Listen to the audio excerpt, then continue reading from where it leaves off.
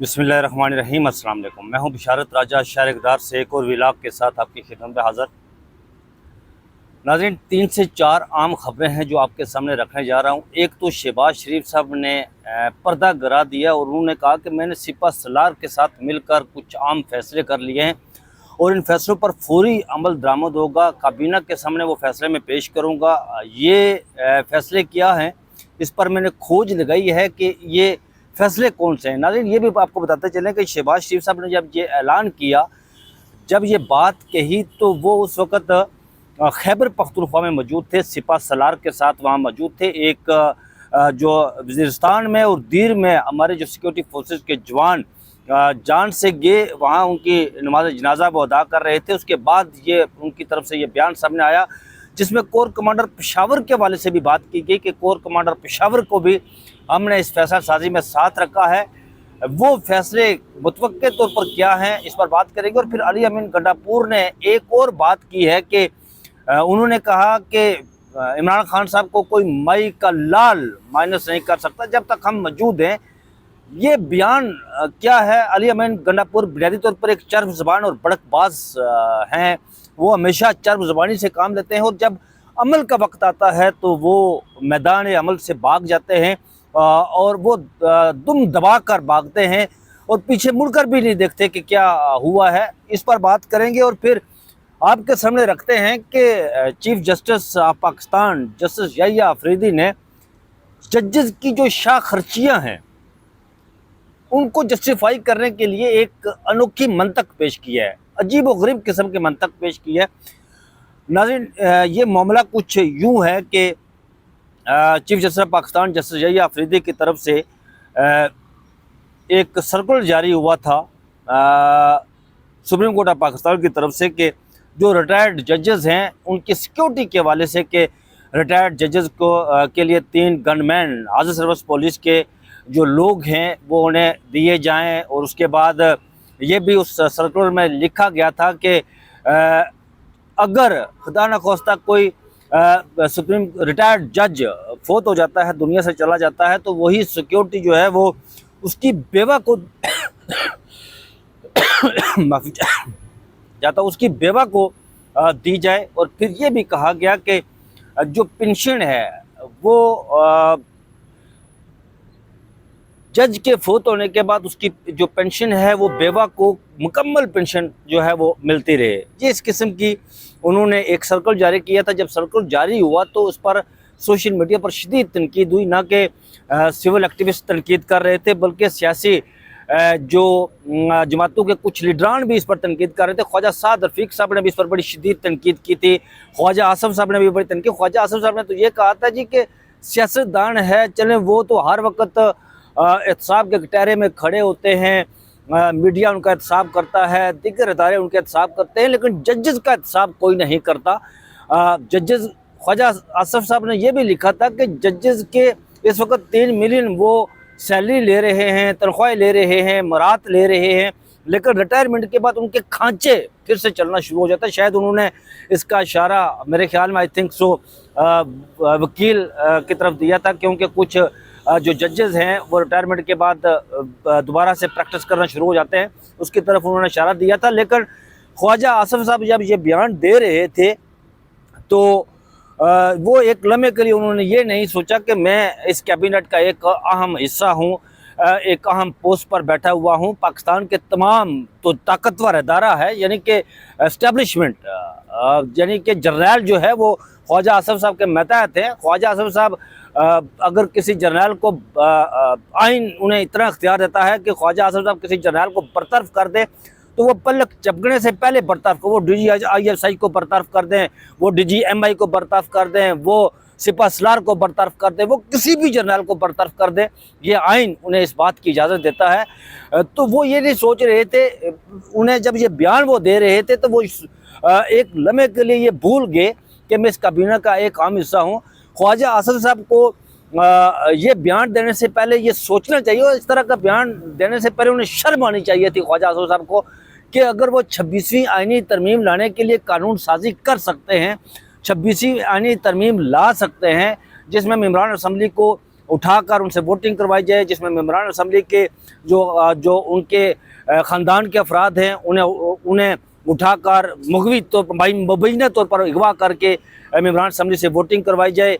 मेंबरान assembly के कारोबार को तबाह करके उन्हें ब्लैकमेल किया जाए कि वो वोट करें। तो ख्वाजा आसिफ साहब क्यों नहीं फिर एक ऐसी तरमीम लाते जिसमें जर्नलों की तनख्वाह के हवाले से, जजेस की तनख्वाह के हवाले से, जिसमें वो तरमीम लाई जाए कि जजेस को जो है वो इतनी ज़्यादा तनख्वाह ना दी जाए, उनके रिटायरमेंट के बाद उनकी पेंशन ना मिले, उनके रिटायरमेंट के बाद उनको जो सिक्योरिटी मिलती है वो ना मिले, और इसी तरह जर्नलों के हवाले से भी हो। लेकिन ख्वाजा आसिफ साहब क्या करें, ख्वाजा आसिफ साहब की बात को लेकर ख्वाजा आसिफ साहब जब भी गुफ्तगू करते हैं, जब भी बात करते हैं, तो वो एक लम्हे के लिए भूल जाते हैं कि मैं इस काबीना का वज़ीर हूँ, ताकतवर वज़ीर हूँ, लेकिन वो अपनी आदत से बाज नहीं आते।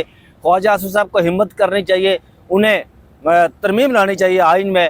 अदलिया को अगर वो बाज़ीचा अतफाल बनाने के लिए तरमीम ला सकते हैं, अदलिया को अपने इशारों पर नचवाने के लिए तरमीम ला सकते हैं, नाच अदलिया नाच घुंघरू बांध कर नाच के लिए तरमीम ला सकते हैं, तो उन्हें ये भी तरमीम लानी चाहिए।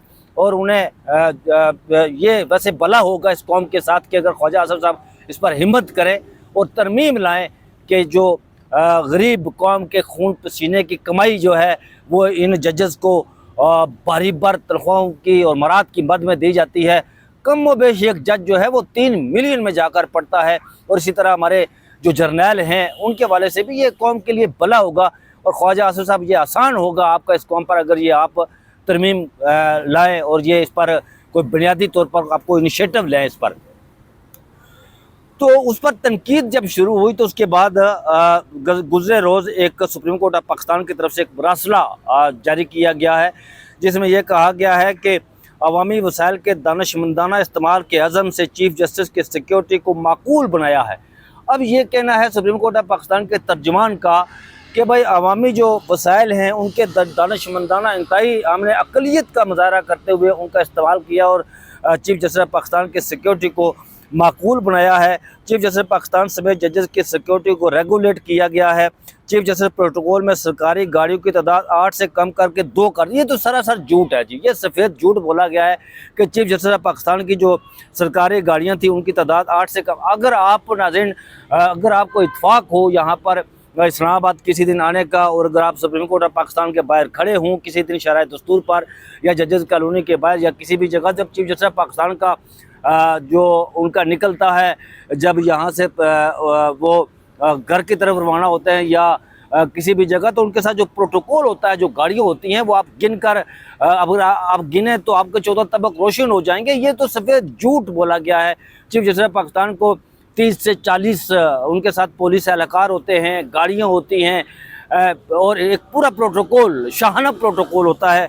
और ये कहा गया है कि ये एक ऐसी नौटंकी है जी जिसमें माजी के जो स्याह रोज चीफ जस्टिस है पाकिस्तान की अदलिया की तारीख की स्याह तरीन दब्बा, एक इंतहाई कम ज़र्फ किस्म का इंसान जिसे जस्टिस फाइज ईसा कहते हैं, वो जब वो चीफ जस्टिस बना तो उससे पहले दिन ये नौटंकी की जी, वो उस गेट से अंदर गया जहाँ से आम सैलानी जाते हैं, और गाड़ियों को ये करो वो करो पीछे करो जी, इस तरह करो, दाएँ कर दो बाएँ कर दो।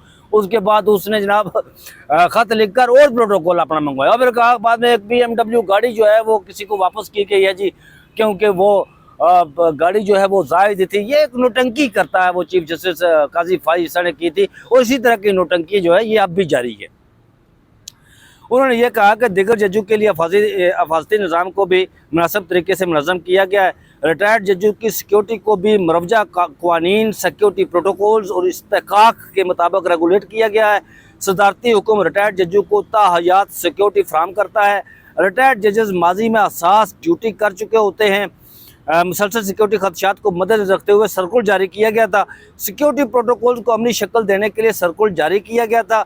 ये सिक्योरिटी बगैर किसी गैर मामूली फ़ायदा, इजाफी रायत या मराहत में शामिल नहीं।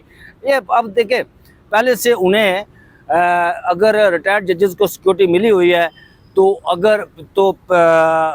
मज़ीद अगर 3 पुलिस एहलकार उनकी सिक्योरिटी पर मामूर कर दिए जाए तो ये जिस तरह कहा जाता है जी कि वो शामिल नहीं है, इजाफी मुराहत या रायत में शामिल नहीं है, तो फिर ये क्या है? ये ऐसे क्यों किया जाता है? मुझे आज तक इस बात की समझ नहीं आई। अनवर ज़हीर जमाली चीफ जस्टिस रहे हैं जी सुप्रीम कोर्ट ऑफ पाकिस्तान के, उन्होंने ख़त लिखा था जी फाइनेंस को कि जी मैंने अपने घर जो है वो लगाया है सोलर, तो मेरे सोलर इतना हैवी लगाया हुआ है, वो सोलर की बिजली जो है वो ग्रिड में जाती है और पता नहीं फलां होता है ढमकान होता है, तो वो पैसे मुझे दिए जाओ। भाई मेरे को खुदा का खौफ करे यार, आप इतनी मुराद भी ले रहे हैं, यहाँ पर ओहदे पर बैठे तनख्वाहें भी लेते रहे, पेंशन भी ले रहे हैं, सब कुछ ले रहे हैं, आपका पेट भरता नहीं है। अब क्यों गरीब कौम के टैक्स के पैसे जो है वो अपने मराद पर वो सर्फ कर रहे हैं, खर्च कर रहे हैं? कुछ खुदा का खौफ करें यार। दुनिया भर में ऐसा, अमेरिका में ऐसा नहीं होता, बरतानिया में, अमेरिका के जो जजेस होते हैं उनको गाड़ियाँ तक नहीं मिलती, उनको चाय तक नहीं मिलती, उन जजेस को प्रोटोकॉल तक नहीं मिलता, उन जजेस को सरकारी राशगान तक। यहाँ तो आपको बंगले अलाट हुए हुए, यहाँ पर आपको तो यहाँ पर प्रोटोकॉल्स के वो क्या कहते होते हैं, शाना प्रोटोकॉल आपको मिला हुआ है, BMW V8 पता नहीं क्या क्या मिला हुआ है आपको, लेकिन आपकी जो हवस है वो कम नहीं होती। ये पेट जो है पेट ही रह गया आपका, वो खुदा का खौफ करे यार। मकसद सुप्रीम कोर्ट ज़ात दाखिला और सूबाई हुकाम के दरमियान आमांग यकीनी बना। ये जो चीफ जस्टिस साहब जो है माशाअल्लाह क्या कहें जनाब, 26वीं आईनी तरमीम के जो सबसे बड़े बेनिफिशरी हैं, वो अजीब व गरीब किस्म की वो मंतक देते रहते हैं। चीफ जस्टिस साहब का बुनियादी काम जो है वो सुप्रीम कोर्ट ऑफ पाकिस्तान के जजेस का लोगों को इंसाफ की फराहमी करना होता है, फौरी और सस्ता इंसाफ फराहम करना होता है, लेकिन बुनियादी इंसानी हकूक़ की हिफाजत करना होती है। किसी के ख़िलाफ़ अगर कोई बंदूक की नोक पर जबरी तौर पर फैसले करवाए जाएँ, उसके आगे बंद बांधना होता है। लेकिन यहाँ पर हमारी जो अदलिया है माशाअल्लाह, उसके क्या कहने, वो बंद बांधने के बजाय ख़ुद जो है वो उस लेटे हुए हैं और ताकतवरों के इशारों पर घुंघरू बांध कर नाच रहे हैं। घुंघरू इतना नाच बसंती नाच इतना नाचे कि घुंघरू भी टूट गए जनाब। तो ये हमारी अदलिया की हालत है। तो एक अजीब व गरीब किस्म की मंतक उन्होंने पेश की है। तो नाज़रीन मैं आता हूँ दूसरी स्टोरी की तरफ कि अली अमीन गंडापुर साहब ने यह कहा जी कि हमारे होते हुए इमरान खान साहब जो है वो उनको कोई माइनस नहीं कर सकता। अली अमीन गंडापुर साहब से कोई ये पूछे कि पहले आपने यहाँ पर ये अली अमीन गंडापुर चर्ब ज़बान है। अली अमीन गंडापुर जो है वो हमेशा बड़कबाज है। अली अमीन गंडापुर जब बैठते हैं तो वो गुफ्तगू करते हैं तो बड़कबाज चर्ब ज़बानी की गुफ्तगू करते हैं। वो जलसों में जाते हैं तो इस तरह कहते हैं जैसे कि बस जी अभी की अभी हुआ। यहाँ पर 5 अक्टूबर में जो कुछ हुआ, पाकिस्तान तहरीक इंसाफ के कारकुनान जब निकले यहाँ पर इमरान खान साहब की आवाज़ पर लब्बैक कहते हुए, तो अली अमीन गंडापुर ये शराय दस्तूर से ऐसा भागा कि वो जाकर असम्बली में उसने कहा जी कि मेरी जेब में खोटे मतलब पैसा तक नहीं था, एक सिक्का भी नहीं था, और मैं 12 इजला जो है वो बगैर खाली जेब क्रॉस करके पार करके पेशावर पहुँचा हूँ। ये इस किस्म का चर्ब ज़बान है अली अमीन गंडापुर। और फिर वो कहता है इतना बड़कबाज, वो कहता है मैंने अपनी आंखों से देखा 26 नवंबर की रात को जब यहाँ पर इस्लामाबाद जब ये ब्लू एरिया जी चौक की तरफ लोग जा रहे थे पाकिस्तान तहरीक इंसाफ के कारकुनान, तो मैं ये इस पूरे एरिया को जब वो बिल्कुल मुकम्मल ब्लैक आउट किया गया कुछ 3-4 किलोमीटर चारों अतराफ, तो मैं वहाँ पर मौजूद था उस वक्त, ज़ाहिर मैं उसकी कवरेज कर रहा था। तो मैंने खुद देखा वहाँ पर कि अली अमीन गंडापुर एक गाड़ी में बैठा हुआ है, उनके साथ बुशरा बेगम बैठी हो। तो मैंने देखा कि वहाँ पर कारकुन जो है वो अली अमीन गंडापुर की गाड़ी के आगे लेटे हुए। तो मैंने उनसे पूछा उन कारकुनान से कि ये बताएं जी कि आप इस गाड़ी के आगे क्यों लेटे हुए हैं? तो उन कारकुनान का कहना था जी कि हम इसलिए लेटे हुए हैं कि अली अमीन गंडापुर हमेशा हमें धोखा देकर यहाँ से भाग जाता है। 5 अक्टूबर को धोखा देकर वो बारास्ता दामन को कहीं भाग गया और आज भी वो भागेगा, इसलिए हम उसे जाने नहीं देते। और 26 नवंबर को जब यहाँ पर गोलियाँ चली पाकिस्तान तहरीक इंसाफ के कारकुनान को जब सीधा उन्हें फायर किया गया, मारा गया।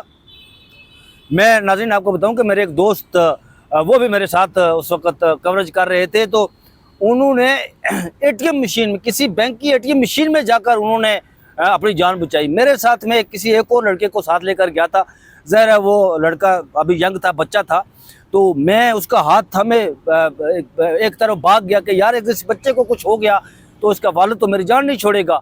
मैंने खुद वहाँ पर गोलियों की तड़तड़ाहट जो है वो सुनी है, कोई पता नहीं कि गोलियाँ कहाँ से आ रही हैं। तो वहाँ पर अली अमीन गंडापुर फिर भी वो कारकुन बेचारा गरीब मारा गया वहाँ पर, अली अमीन गंडापुर फिर भाग गया वहाँ पर। तो फिर उसने बाद आपको पता है कि फिर उसे एक जलसे में कहा था मैं 90 दिन मैं सियासत छोड़ दूंगा जी, कि अगर 90 दिन के अंदर अंदर इमरान खान साहब ले आना। अब तो मेरे ख्याल में आई थिंक 20-25 दिन बाकी रह गए, अमली तौर पर कुछ भी नहीं हुआ है। तो अली अमीन गंडापुर जो है बुनियादी तौर पर वो जिनके लिए काम कर रहे हैं वो किसी से पोशीदा नहीं है। अली अमीन गंडापुर इमरान खान साहब की जो भी हदायत देते हैं, इमरान खान साहब जो भी अहकाम जारी करते हैं वो इसको बिल्कुल उल्ट जाता है अली अमीन गंडापुर। अली अमीन गंडापुर ने एक झूठ ये भी बोला था जी, जो जब खैबर पख्तूनख्वा का जो फाइनेंस बिल मंजूर किया गया, बजट मंजूर किया गया जब, तो उस वक्त अली अमीन गंडापुर ने कहा जी कि मैं इमरान खान साहब को मैंने जाकर ब्रीफ किया था। हालांकि फिर इमरान खान साहब ने ट्वीट किया कि अली अमीन गंडापुर ने सरे से ब्रीफ ही नहीं किया। वो इतना झूठ और पड़कबाज चर्ब ज़बान, वो साफा वो पटका बांध कर सरों पर वो तकरीर करता है और कहता है कि मैं ये, वो बुनियादी तौर पर उस एजेंडे पर काम कर रहा है जो ताकतवरों का एजेंडा है, वो उसी एजेंडे पर काम कर रहा है। और कारकुनान को यहाँ पर इमरान खान साहब ने कहा कि जी आप जाएँ दरख्वास्त दें सुप्रीम कोर्ट ऑफ पाकिस्तान में। अली अमीन गंडापुर ने कारकुनों के आंखों में धूल झोंकने के लिए सुप्रीम कोर्ट ऑफ पाकिस्तान दरख्वास्त दायर करने के लिए गया। अब जिसे दरख्वास्त दायर की उसे ये पता नहीं था कि अली अमीन गंडापुर को यार कि मेरे साथ जो है वो उसने पावर ऑफ अटॉर्नी पर सिग्नेचर तक नहीं किए। क्या इतना वो बिल्कुल जाहिल था? क्या उसे मुकम्मल पता नहीं था? उसे अदराक नहीं था? ये कारकुनान के जो आंखों में वो धूल झोंक रहा है अली अमीन गंडापुर, और ये सब झूठ और फ्रॉड कर रहा है। तो बहरहाल एक दफ़ा फिर उसने बड़क लगाई है, लेकिन बुनियादी तौर पर वो उसी एजेंडे पर काम कर रहा है। नाज़रीन, तीसरी और आखिरी स्टोरी ये है कि शहबाज शरीफ साहब ने ऐलान किया है जी कि मैं बुनियादी तौर पर सिपा सलार के साथ मिलकर और कोर कमांडर पेशावर के साथ मिलकर हमने बहुत अहम फैसले कर लिए हैं और इनको कैबिनेट में हम पेश करेंगे इन फैसलों को मंजूरी के लिए। अब वो फैसले बुनियादी तौर पर क्या हो सकते हैं? वो फैसले तो ये हो सकते हैं कि खैबर पख्तूनख्वा में गवर्नर राज लगाया जाए, लेकिन आइन इस बात की इजाज़त नहीं देता। सुप्रीम कोर्ट ऑफ पाकिस्तान से उसकी तौसीक लेनी पड़ती है। लेकिन अगर दूसरी तरफ देखा जाए तो सुप्रीम कोर्ट ऑफ पाकिस्तान में जो वो आइनी बेंच है, सर ये केस उसी के सामने जाना है, तो आइनी बेंच के सरबराह जनाब जस्टिस अमीनुद्दीन खान साहब हैं, जो आहनी बेंच के, आइनी नहीं आहनी बेंच के सरबराह है जनाब जस्टिस अमीनुद्दीन, मालूम इंसानी तारीख के सबसे बड़े जूरिस्ट जनाब जस्टिस अमीनुद्दीन खान साहब हैं।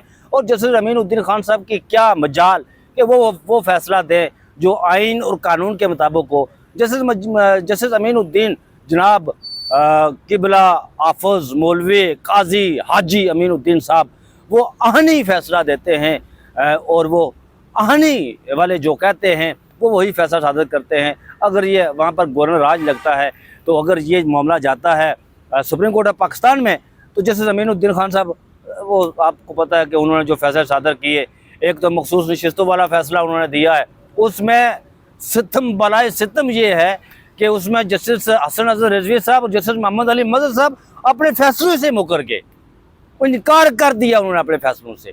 ये इनके बारे में जो by one get one free कहा जाता है जस्टिस हसन अजहर रिजवी और जस्टिस मोहम्मद अली मजहर के बारे में, ये मैं नहीं कहता, ये कराची के वकला कहते हैं, ये Pakistan supreme court of Pakistan के वकला कहते हैं। उसके बाद ये पाकिस्तान के वकला में ये बात ज़बान ज़द आम है कि इन दोनों में से कोई एक तरफ जाता है तो दूसरा भी उसी तरफ चला जाता है। और जस्टिस मोहम्मद अली मजहर की तो क्या कमाल की बात करते हैं जस्टिस मोहम्मद अली मजहर की। जस्टिस मोहम्मद अली मजहर हवा का रुख देखकर उसी तरफ जाते हैं, वो आइन और कानून के मुताबिक फैसला नहीं करते। वो जब उमर अता बंदयाल साहब जा रहे थे तो वो काजी फाइज साहब के साथ खड़े हो गए, काजी फाइज साहब जा रहे थे तो वो मंसूर शाह के साथ खड़े हो गए। जब मंसूर 26वीं आनी तरमीम आई तो उन्हें पता चला कि भाई यहाँ नहीं, तो फिर वो यही आफरीदी के साथ खड़े हो गए, हाजी अमीनुद्दीन साहब के साथ खड़े हो गए। वैसे जस्टिस मोहम्मद अली मजहर के बारे में ये कहा जाता है कि वो ढोलकी भी बड़ी अच्छी बजाते हैं, लेकिन मैं फ़नून लतीफ़ा का बड़ा दिलदाता हूँ।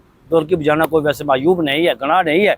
वो अगर अपने घर में दोस्तों की महफिल करते हैं, बैठक करते हैं, तो उनको महसूस करने के लिए अच्छी ढोलकी बजाते हैं तो बजाएं, ये उनका एक फ़न है और ये अच्छा है। लेकिन जस्टिस मोहम्मद अली मजहर साहब की भी क्या बात है और हसन अजहर रिजवी साहब की भी क्या बात है।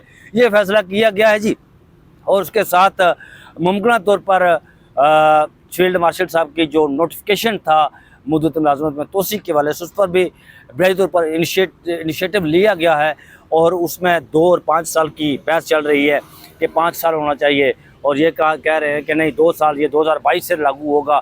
तो ये 2 साल मिलेंगे, 2027 में तक रहेंगे आप। लेकिन उधर से फील्ड मार्शल साहब कह रहे हैं नहीं जी, ये जो है आप करेंगे, यहाँ से इसकी इम्प्लीमेंटेशन कर रहे हैं और ये 5 साल होगा, यानी 2030 तक रहेगा। लेकिन बुनियादी तौर पर कुछ मामलात पर जो है वो काम हो चुका है, जिसका ऐलान शहबाज शरीफ साहब ने किया है और पर्दा गिरा दिया उन्होंने कि हमने कुछ किया है। अब देखते हैं कि आने वाले 2-4 दिनों में जो काबीना के सामने जब ये थैला जाएगा तो थैले से क्या निकलता बाहर ये सामने आ जाएगा।